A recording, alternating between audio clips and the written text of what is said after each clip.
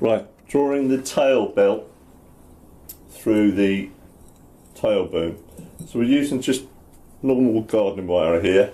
Cut it to longer than twice the length of the boom. Inserted it through and just marked one bit, just a small knot one end to make it clear. Right, that's the underside. Then looped it through underneath the belt. And then we'll push through the top wire,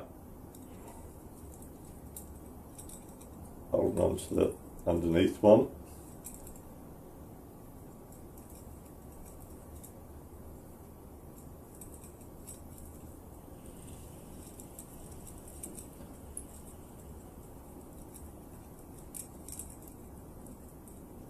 so that wire comes through. We can grip that wire now at here, so that's the top wire. And then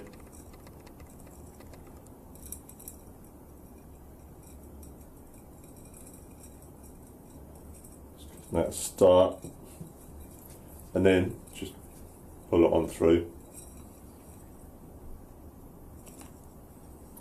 Right, need more than 2 hands here almost, but get it so far.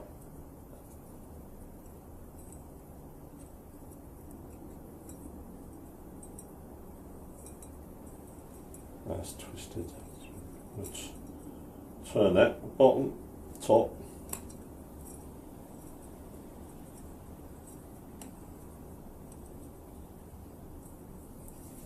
So there's the bottom, there's the top. Now we've got this hand free.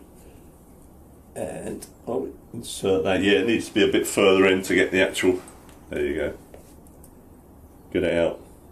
So double check. Bottom, top, no knot there, and we know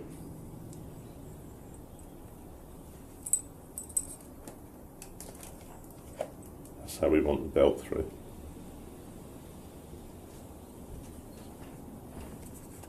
Now the next step is to dismantle the tail. It's loosely fitted at the factory, so we've started here. We're going to keep this orientation, so we can keep track of all the bits. We take the bits, we've already taken the plug off there on the side, which goes in and holds the actual end of the tail boom in place. But we'll strip that right down and blue Loctite all the nuts and put it back together. The end of the reassembly, you can see the cog in the back there, just inside there. Before we put it back together, we've got to loop the belt onto that. The tail mechanism has so many bits and pieces on it, we thought we'd do another detailed video of it before we start disassembling it, so we can Loctite all the screws, because they are very loose. We've had a look at it. So just a quick look round it, see where all the screws go and how they work, and then we'll strip it down and blue Loctite all those screws. Right, we've finished the gluing of the different parts in the tailpiece there. We've still got it separated into the two halves here. And we've got the tail in place with the hoop coming out. We know the top is there. We've still got our little method of knowing what's the top and which way is the right way round. That's the right way round. We had to make sure that was pushed fully in, the tail boom into the body, and then we just loosely tightened those up for now. And the next bit is to put the tail in place. Now you turn that from flat 90 degrees anti-clockwise, and then put it around the gear, and we can snip this out. We know that's the orientation needed. Just roughly put that where it needs to be, and yeah, things are always going to be a bit fiddly, but then it's just a question of putting the two sides of the tailpiece together, making sure the belt's not mucked about with. And there you go. So quickly we'll just put in couple of the screws to hold it for now. If we're lucky.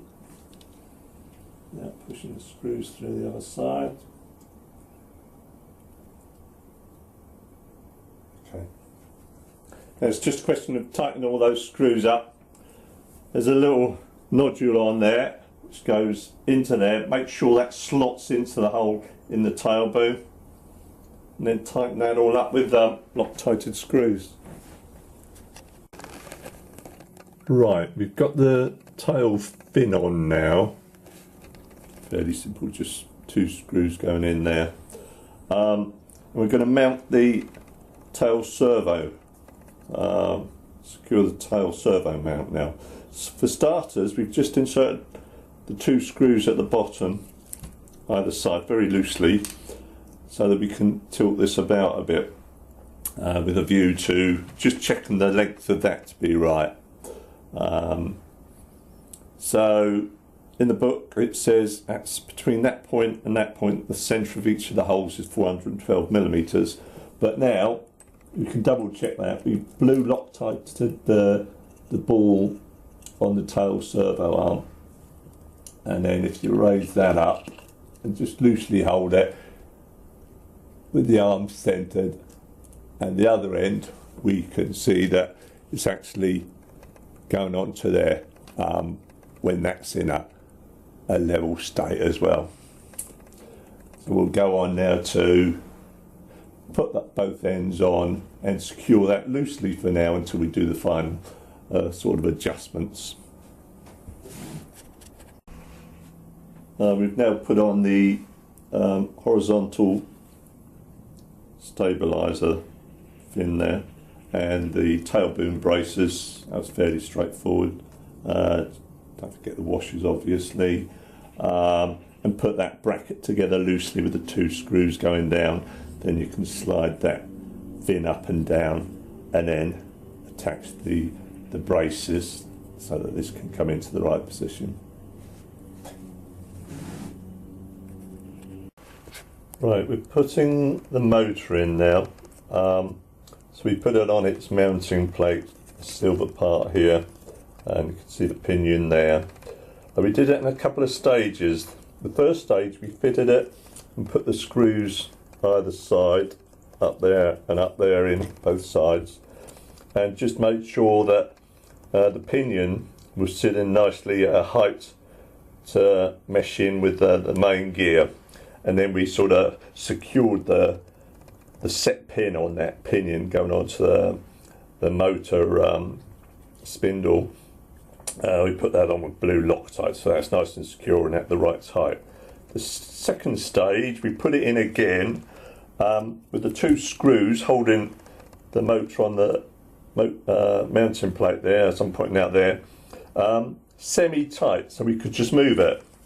And then we could push the motor to and fro until we got a little bit of play on the wheel so it's not too tight and binding.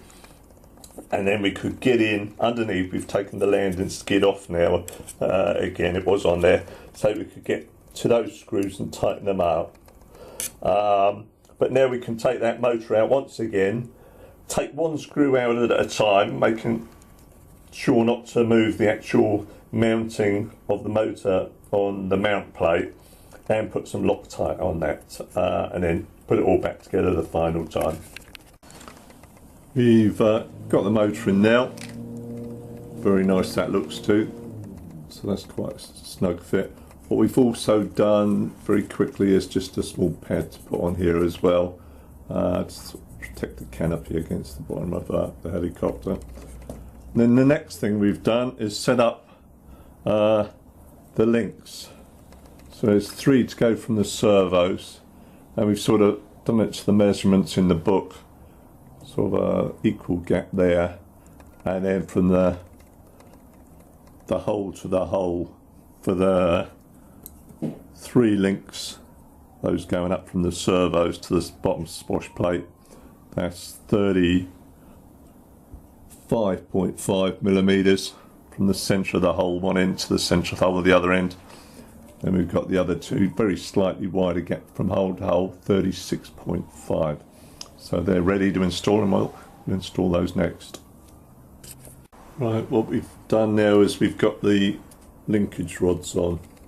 So we started with the 3 coming up from the servos, well, the 2 coming up from the servos, and then we put the 2 coming down from the rotor blade holders, and the 2 arms just there, so those from the rotor blade holders. And finally we put in the anti-rotation bracket, screwed that in over the canopy holders, the screws at the end there, and put the final linkage rod in place at the back there. Right, we've pretty well finished the build now. What we've done now is wired it up. We were debating which way around to have this ESC, and we went with it with the power cable in towards the motor.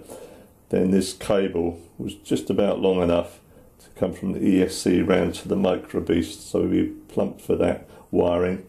Put a little bit of tape over the side of that carbon edge there. We did sand that carbon edge down.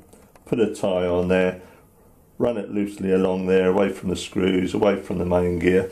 Taped it at the back, and that fits nicely. Micro beast on the top at the back there, the wires facing backwards obviously, and a little tiny lemon DSMX RX satellite receiver, which works with our other helicopters. No reason why that shouldn't work on this. We'll let you know if it doesn't, but it should do. And then the power cable has to come over the top and slots in nicely there. That's pretty well it.